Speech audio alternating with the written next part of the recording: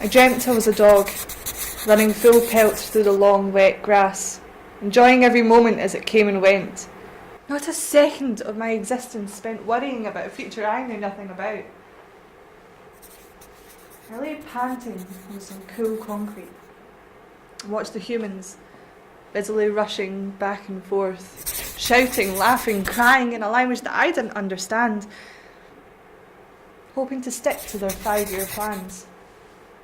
Buying and selling, hoping their second house investment was a good one. Fighting wars for oil, land, or because their god was a better god. A vengeful god. The only god. And I close my eyes. When I wake, I find a stick, and I busy myself throwing it around, enjoying the stick for all that it is. Then I see another dog, with a better stick. And I think, I might fight him for it. Maybe I'm evolving.